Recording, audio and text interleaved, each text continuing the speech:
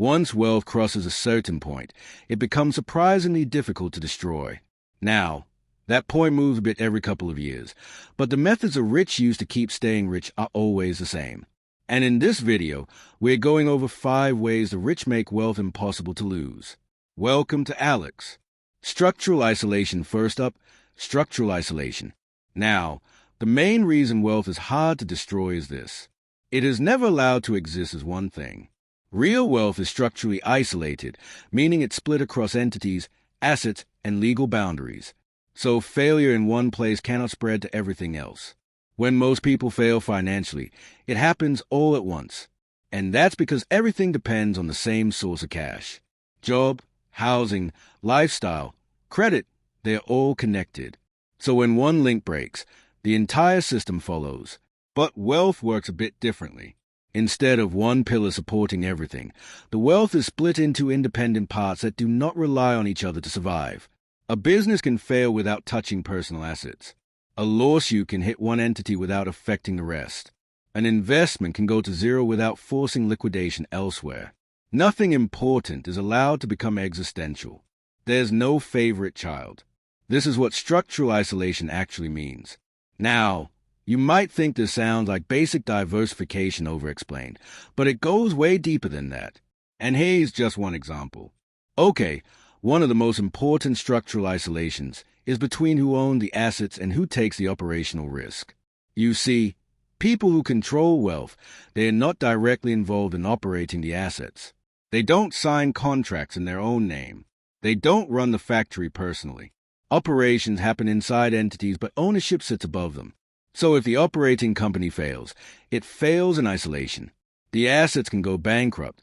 The owner does not. So what does that mean exactly? Well, imagine someone owns a chain of warehouses. They don't own them directly. Instead, the structure looks like this. A holding company owns the warehouse properties.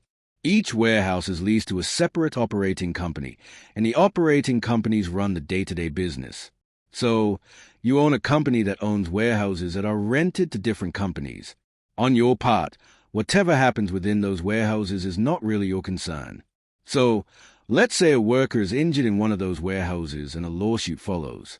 The company that rented that warehouse is found liable and goes bankrupt. Here's what doesn't happen. The holding company, meaning the one that actually owns a warehouse, does not go bankrupt. The other warehouses are not affected. The owner's personal assets are untouched. The warehouse that had the situation simply is leased to a new operator, hopefully one that has better working conditions. Why this matters is if the same person had owned all the warehouses and operated everything directly, then something going bad at one would affect them all. And this is how structural isolation works. It's a system that makes risk happen in a safe place that doesn't affect the actual owner. Second of all, pressure immunity. There's pressure immunity. Now, most money problems don't happen because something is bad. They happen because someone runs out of time. A bad investment isn't the end. A bad year isn't the end. Even a wrong decision usually isn't the end. What turns a problem into a disaster is pressure. Now, pressure means a clock is ticking, a payment is due, a deadline is coming, and when that happens, waiting is no longer an option. You have to act, even if it's at the worst possible moment. And this is where wealth works very differently. People who live on income live on a schedule. Money comes in on set days.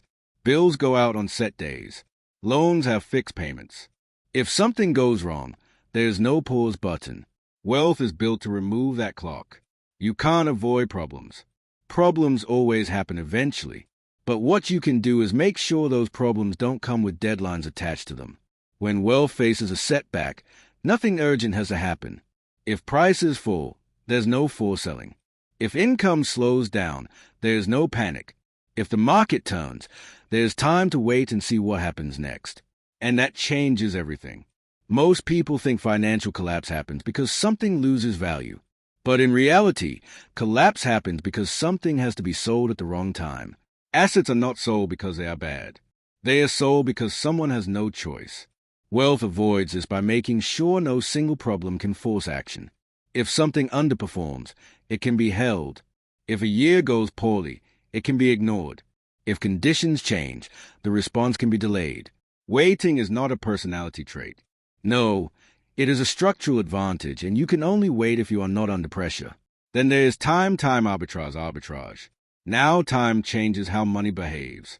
The same decision could look bad in the short term and great over a long period, or dangerous today and harmless 10 years from now. What matters isn't just what happens, but how long you can wait. And this is what time arbitrage means. Most people have to think short term. Every decision is judged by what happens next month, not what happens in 5 or 10 years. Wealth is built so time works in its favor. It doesn't need fast wins and instant results. No, it can afford slow outcomes, long recoveries, and quiet years where pretty much nothing happens. When time is short, small problems feel huge. A bad year feels like a failure. A drop in value feels permanent. Fear takes over. And fear leads to impulsive and usually bad decisions. But when time is long, the same problem shrinks because time smooths out mistakes. If you ever invested in anything, you probably heard the phrase zooming out before. It refers to this particular time arbitrage. Zooming out means literally that looking at things from a far broader lens. Assets are held for decades, not months. Decisions are made with long horizons. Short-term losses are accepted because they don't matter in the long term in the end. And this is why wealth can survive being wrong.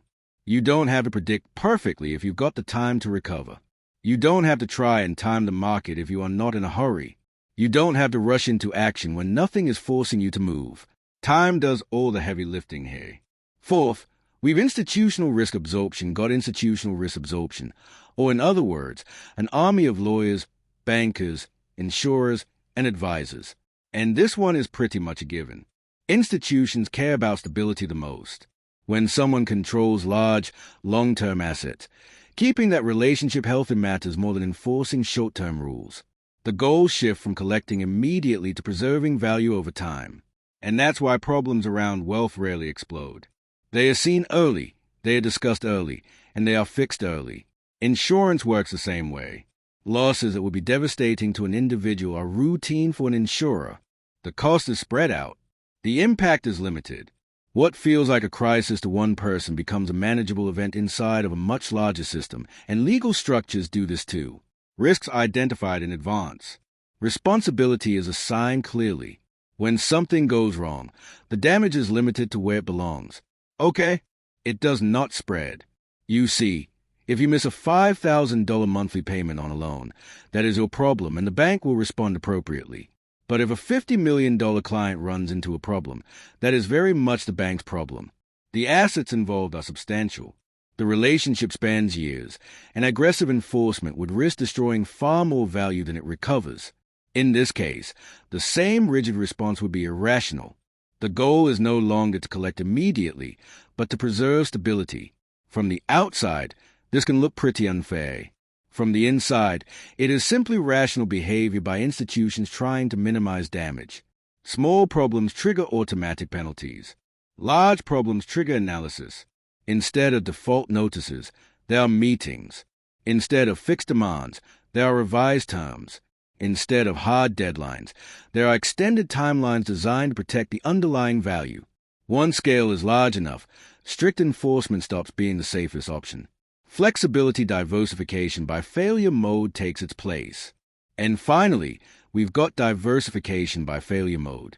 Now, most people think diversification means owning a lot of different things, different stocks, different assets, different sectors. And that is largely correct. But there's one important caveat missing. You see, it doesn't matter how many different stocks you own if the whole market crashes. That's why instead of diversifying by labels, the wealthy diversify by failure mode. And this is how it works in practice. So a portfolio built around failure modes is designed so that one event cannot damage everything at the same time. For example, a wealthy individual might own a cash-flowing business that benefits from inflation, long-term real estate that benefits from population growth, liquid financial assets that respond to market cycles, and conservative fixed-income instruments that benefit from stability. Now, these assets don't just look different, they break differently. If inflation spikes, some will benefit while others lag. If growth slows, some hold steady while others fall. If markets panic, liquidity increases while valuations compress.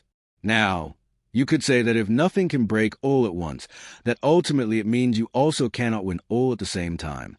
And while that is true, not losing money when you already have enough is more important than making some more. The goal stops being growth at all costs and becomes survival at all times. At that level, avoiding large losses matters way more than chasing extra gains because time does the compounding for you. Wealth isn't built by winning big ones. No, it's built by staying intact long enough for small, steady advantages to add up. And that's why the people who already have well-focused